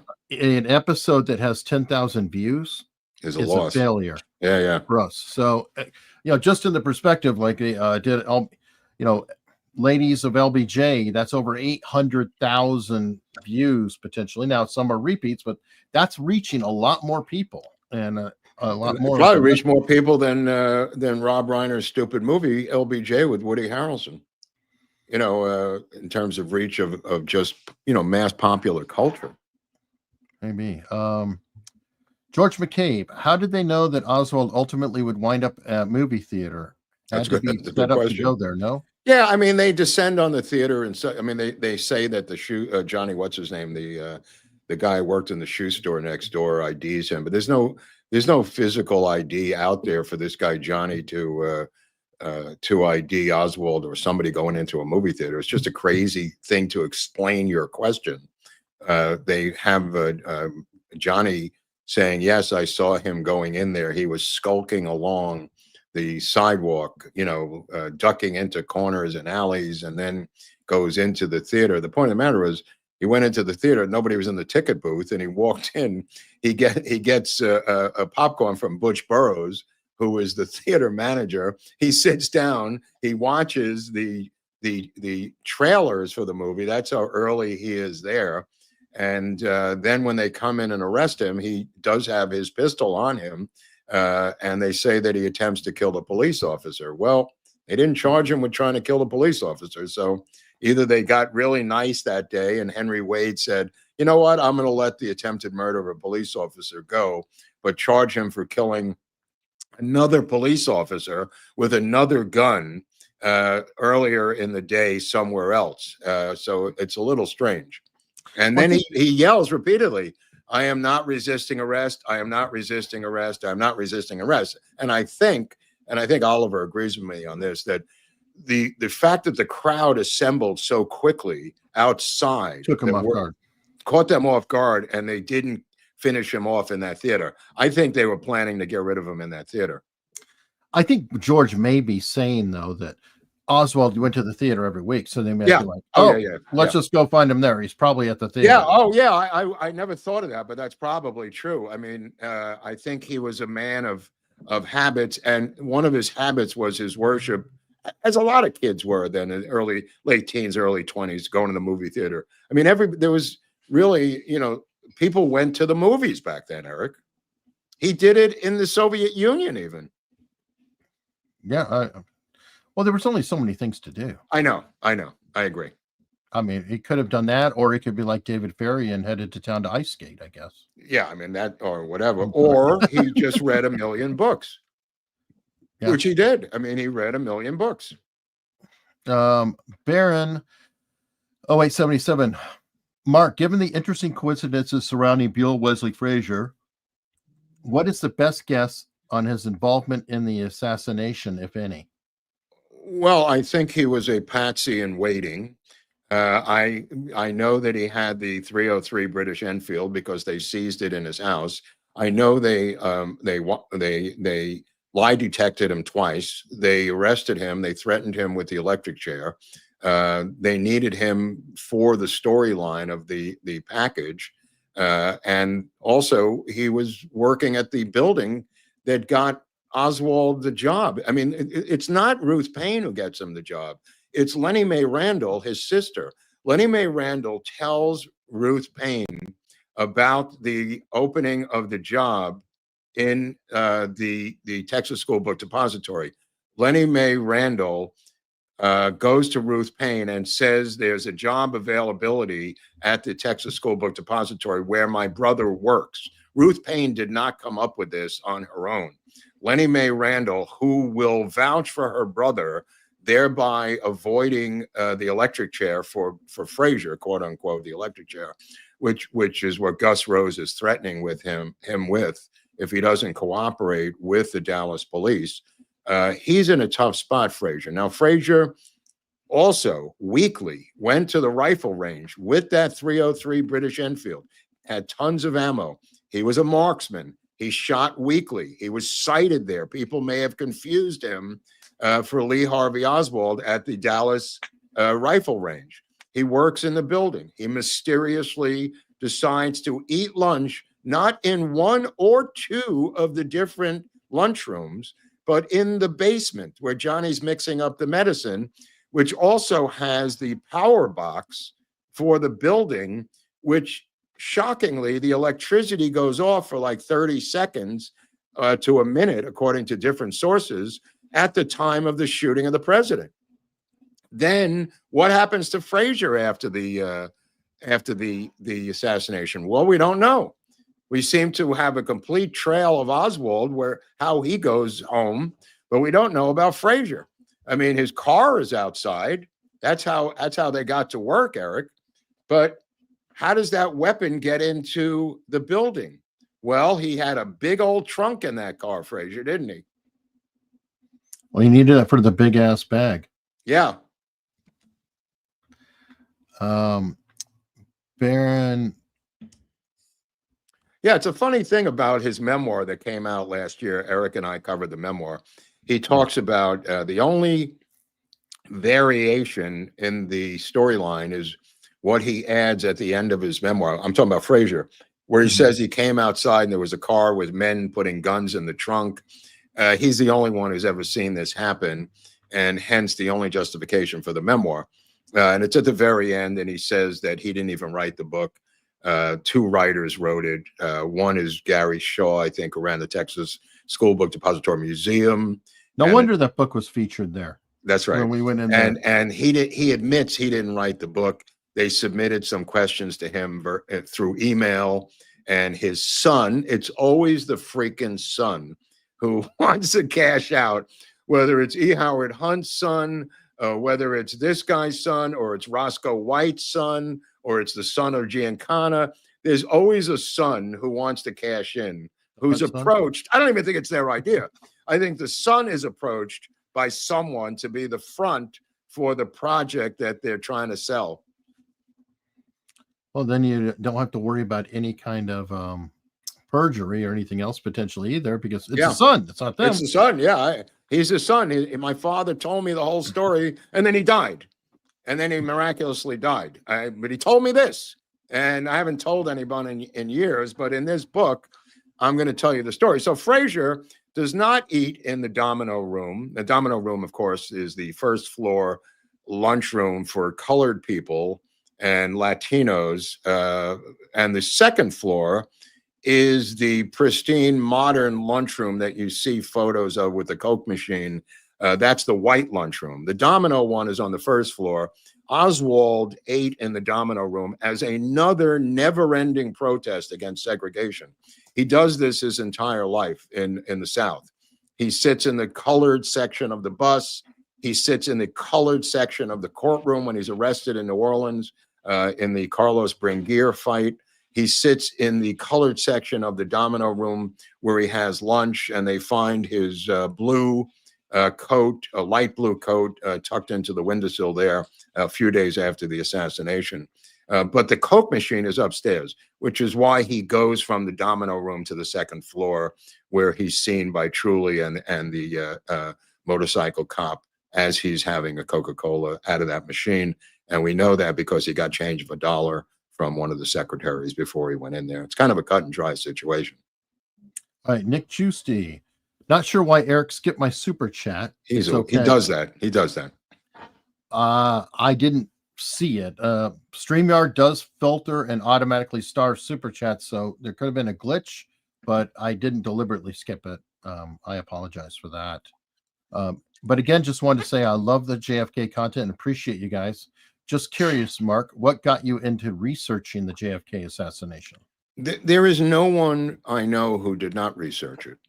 In other words, it's like everybody read Superman comics, everybody collected baseball top cards, everybody rode bicycles, everybody watched Popeye, everybody watched the Three Stooges with Officer Joe Bolton, and everybody researched the JFK assassination. If you were sent home from school the day it happened, which I was, and watched the entire weekend with your parents to ending up on Sunday with Jack Ruby shooting him, every single person I know researched it after that for the rest of their lives. Of my generation, of my age group, my parents didn't, but they were hip to all this stuff anyway. My parents knew, not everything I knew, but I mean, we talked about it for years, as did every family that I know about that lived through it and watched it on TV of that age group. I don't think my mother didn't dig into documents like I did, but nevertheless, my parents probably knew more than, average people know today by a long shot, Generational thing almost. Yeah. I would say so. I mean, I was in third grade or something when it happened, and we got sent home from school. There was a guy there with a transistor radio. We were playing, I want to say punch ball as part of the school outdoor program, in the schoolyard as part of school. And this guy there with his transistor radio sitting there told us what had happened, and we all got sent home from school. I lived pretty close by, so I just went across the street down the block on Knapp Street in Brooklyn in Sheepshead Bay. But then the TV coverage picked up from there. My mother was there, and my father came home. And we watched the whole thing unfold like millions and millions of other Americans. I mean, we weren't alone. But as for the research, once you get into high school and it becomes like a thing, like the closest I could compare it to is probably the Rosenbergs for the generation before, who were appalled that the Rosenbergs went to the electric chair. That was their, political thing of the time period. The fact that the Rosenbergs were electrocuted for being communist spies. This was the next big thing that had happened after the Rosenbergs, I think, unless I'm missing. Well, let me back up. There was the Cuban Missile Crisis, which scared the shit out of the East Coast, mostly the East Coast. Like my parents had their bags packed. We were going up to the Catskills. My mother was white as a ghost. My father came home from work. Everyone in the city was getting ready to flee. And I mean, all of New York. I mean, it was crazy. It was crazy. And that was obviously that was in 61 to 62, that period of time. But that was, a year before this. Right. 62. Eric, just October 62. Yeah. Spinner Pete with the 2-pound super sticker. Thank you. JS. If Oswald was trying to call his handler at the theater, when do you think he figured out he was being set up? Why didn't he leave and keep moving? It's so funny. I talked about these questions with suppositions. Where was he trying to call his handler at the theater? You mean like on a payphone or something? Like what evidence is there of that? But I'm going to put that in the front end of the question because he was obviously trying to call his handler at the theater. Which Maybe he was trying to call Marina. Maybe it was just a phone call. Any call. I've never even heard that. But okay, when do you think he figured out he was being set up? I think when he was arrested him, I think when he saw cops in that theater, why didn't he leave and keep moving? Again, where is he going to go? The theater's surrounded by cops.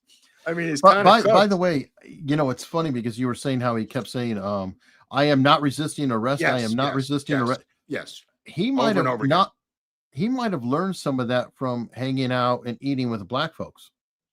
Oh yeah, that I don't know, but like, he hey, if you mess with the cops here in Dallas, you got to say been arrested before. Remember, he goes to trial in New Orleans because he's arrested in the Carlos Bringuier fight, and he does go to trial, and not a trial, but there is a court date where he goes into court to deal with the plea of disturbing the peace and getting into a fight, passing out the pro-Castro literature in New Orleans. So he's well aware of his rights. I mean, in terms of having a black eye coming out of that theater, he is beaten repeatedly as he's being dragged out. That's why he's yelling, "I'm not resisting arrest," because they claim that he pulled his gun and fired it at the. Think about their claims.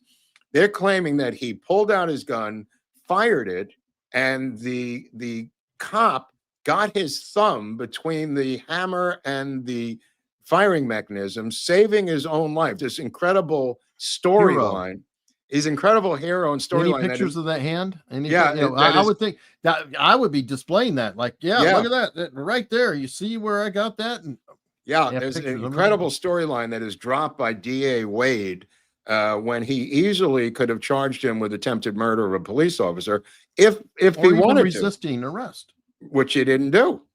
But he does take a beating. And in fact, he says to Robert, "They beat me, but I'm okay in here. They're treating me all right now."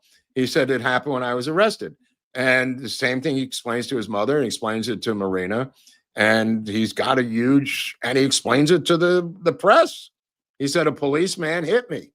That's he says that, and it's recorded on film. Yeah. Sergeant Willie, member for 22 months. That's awesome. He's been a member almost 2 years. That's pretty cool support. That's a record. Good show as always. No, we have some 2-year people too.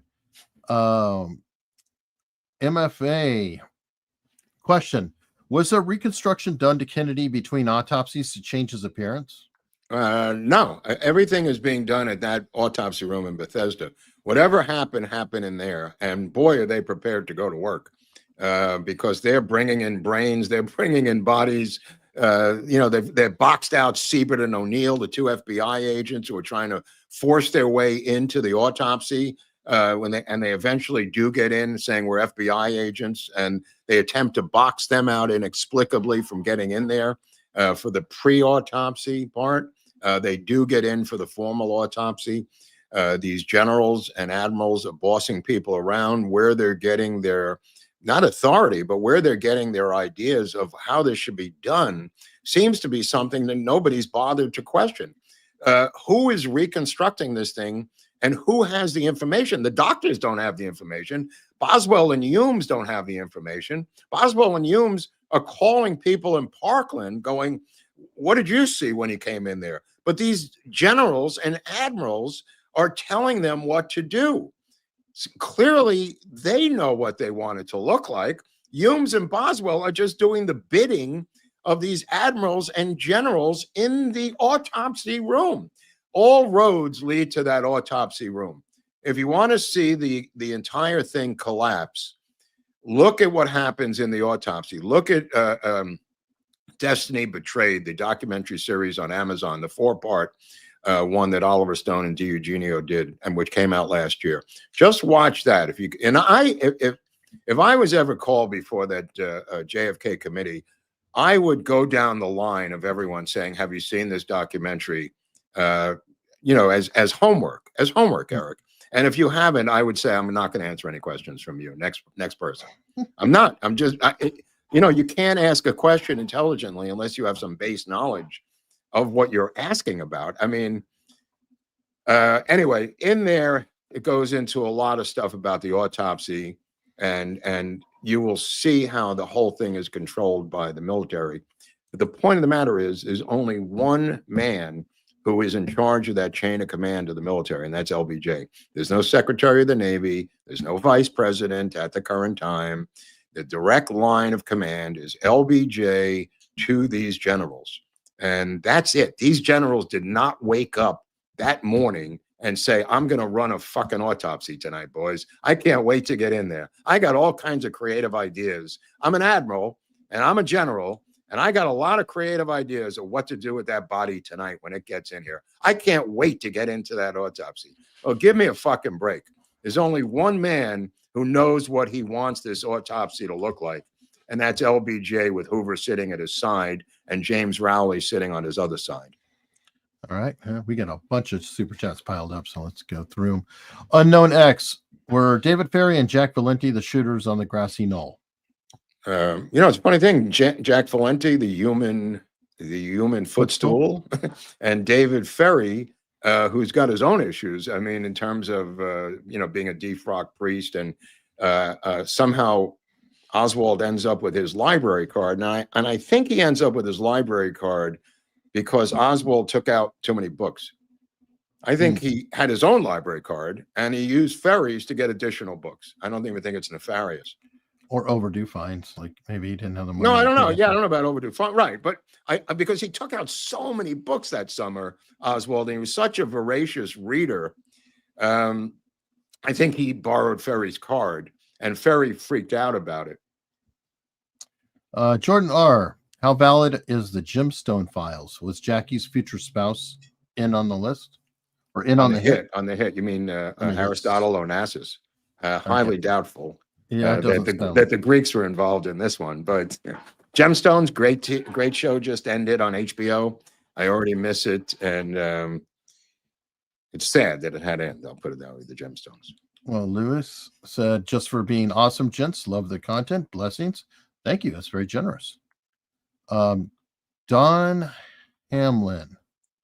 I can't tell you how much education and enjoyment you guys have provided since I discovered your channel after the document dump. Thanks. Oh, so that's pretty recent. Wow. Good to have you. There's a lot of stuff you got to see, Don. I mean, there's 70 something. Yeah. How many videos are there? Over 70. Oh my God. That's crazy. That's crazy. Rustus Android. Mark, how do you open that closet door behind you? Looks like it opens backwards and the chair's in the way.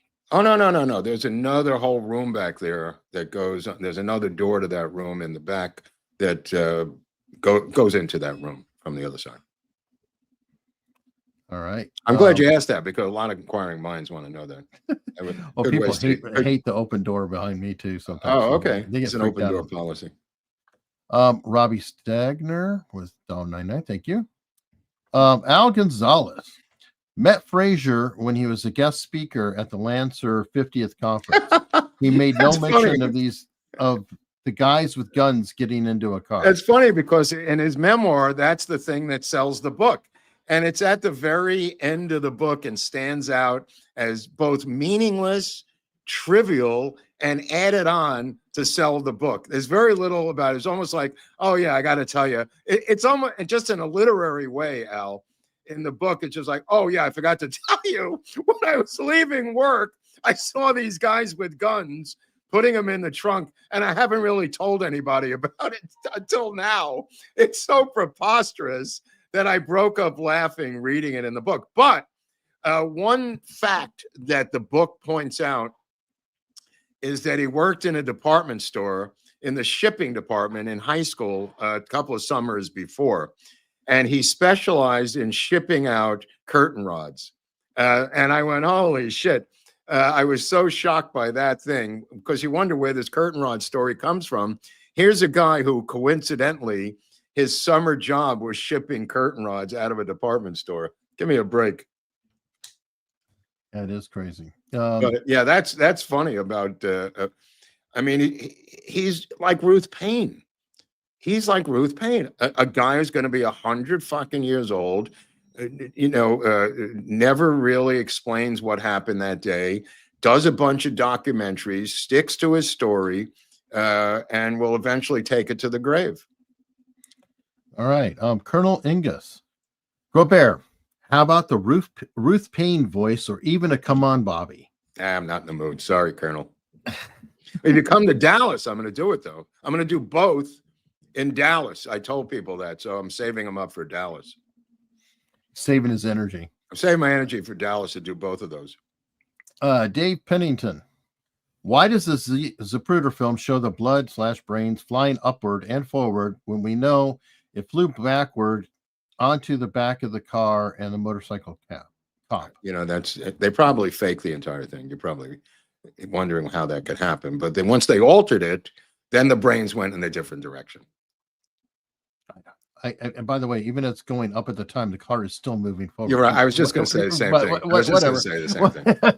Thank you. They altered it because now there's no record of his head being blown off, because it was, instead of destroying the film, what they decided to do was alter it so years later people could ask that question in public, thereby solving the entire Kennedy assassination.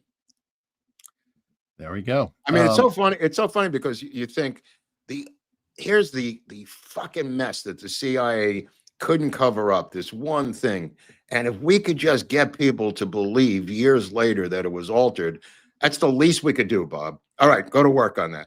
Where's David Atlee Phillips? All right, get him on it. Let's get other people on it. Let's just keep putting out there. Let's get a guy who works for the CIA in the optical department saying that he received a film from 2 Secret Service agents in Rochester, New York, whose names he can't remember, but altered the film for reasons he can't explain, and have him sit down with Doug Horn and tell Doug Horn that, because that makes sense. That's a better explanation than the one that Robert Groden has. By the way, tip of the hat to them, because they've done a great job. Yeah. Oh, yeah. We just on X today. Yeah. I know I answered somebody who said the real mystery is how Mark still believes. Blah, blah, blah. I'm like, yeah, it's a mystery, isn't it? I'm like, we've covered, was it? Don't even talk. It's like we've covered it with Groden twice. Yeah. Down to looking at the film, pressing it all out, everything. It's frustrating. But speaking of that, the Wandering Genie. Did Robert Groden ever get in trouble for releasing the Z film? I don't think so. I mean, he copied it secretly when it was during the Clay Shaw trial, and then he would show it again. The Geraldo showing is just for a national audience. I mean, Bob was showing it around on colleges for years. That's why Dan Rather was ridiculed so much, because he had said the head had gone down forward from being shot in the back of the head in his verbal description of the film. But when every college student saw it, clearly it's going back into the left, despite what the previous Zapruder fraud guy says. And Robert was showing it in colleges for years, including with Dick Gregory and others, before it got to the Geraldo show. Perhaps he probably could have gotten in trouble, but they might have been smart enough to know about the Streisand effect, that would have drawn more attention to it. So just kind of ignore it rather than hemming him up. I don't know. Jay Feller with the super sticker. Thank you. Robbie Stagner. Is there an official interview with Jackie giving her version of the assassination? Oh, yeah. It's William Manchester's book, The Death of the President. And she then sued and prevented from being in the book with Robert Francis Kennedy, who went to court and decided that her chapter on her take on the assassination, which allegedly fingers LBJ as the mastermind of the assassination, might be too volatile to come out into the public. And despite having personally chosen William Manchester as the author of the book on the assassination herself, then reads it and is horrified in the interview that she gave to William Manchester about her feelings as to who did it. So that the pages of that chapter are removed from the book and put into the safe of William Manchester for many, many years to come. All right. Dr. Evil 814. Eric, what method do you use to brew your coffee? I get it. Just drip, grind, pre-ground because I'm too lazy to grind it myself. And I have like a Mr. Coffee type thing. It's a Hamilton Beach or whatever the Walmart thing is, and just brews. That's it. Just brew a pot and brew it up to the 10 cup line and drink it. It's very, very tasty. I'm not a complicated person, as people know. Jordan R. I'm sorry, I was asking about the Gemstone files or file. It discusses the mafia-style hit where Rosselli, Jim Braden, Jimmy Fratiano. Yeah, it's all a crock of shit. So, don't waste your time with it. I mean, Ruby was paid to eliminate Oswald, but I mean, Ruby is so involved politically with so many things. I mean, Ruby was running guns down to Cuba and doing a lot of other political things that you would think, why would Jack Ruby, a nightclub owner, even if he's mobbed up, like, why is he involved in running guns to this is, in other words, this is a political thing, unless you're selling guns as part of the mob, which is possible. Why would he be visiting Trafficante in prison? Why was Ruby working for the House Un-American Activities Committee as an informant for Richard Nixon going back to 1949, having nothing to do with the assassination? I mean, he's an FBI informant, and that's why Roger Stone, said Nixon said to him he knows that guy when he was shot. And when Ruby shoots Oswald, Nixon says, I know that guy, it's Jack Rubenstein. And that's because he reported to Nixon about they were investigating unions, and Jack Kennedy was involved. Robert Kennedy was on that committee. They were investigating union control in Chicago by the mob, and Jack Ruby was an informant for the FBI back in those days. It was 1949. So again, can the mob change the parade route? Can the mob alter the autopsy? Can the mob put him in Mexico City with David Atlee Phillips going into the Cuban and Russian embassies? By simply asking 5 more questions, or even those 3, it shows the preposterousness of the mob did it theory that Robert Blakey was put into power, replacing Richard Sprague at the House Assassination, the Select Committee on Assassinations. He was fired or resigned, Sprague, and replaced by Robert Blakey, who said immediately that we were going to focus on the mob, which is why Blakey was put in to replace Sprague. And then they focused on the mob. He was given a job after the committee was over by the State Department in the passport office, dealing with special passports as a gift job, Robert Blakey. That was his payoff. All right. Last question before we head over to locals. Well, it's not even a question. It's a statement from Phil Porter. So here it is. This is the official Israeli supposed deal. Or wait, okay. No, this isn't. No, it's not Israeli. This is the Angle. Okay. Angleton discovered Kennedy was giving Khrushchev confidential classified info. He went to McCone and Trumbull. All agreed he had to be killed. The plan was hatched in March of '63. Right. That's a good idea. And when they told LBJ about it, what did LBJ say, Phil? When they they didn't tell LBJ. Okay, so they didn't tell LBJ.